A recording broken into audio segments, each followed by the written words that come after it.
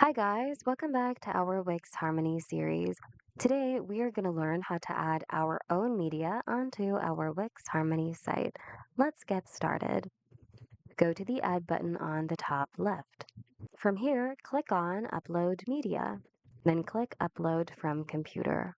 Select the media you want to upload, or if you want to upload more than one image, click the first one you want to upload, hold the Shift key on your keyboard, and then continue selecting everything else that you want to upload.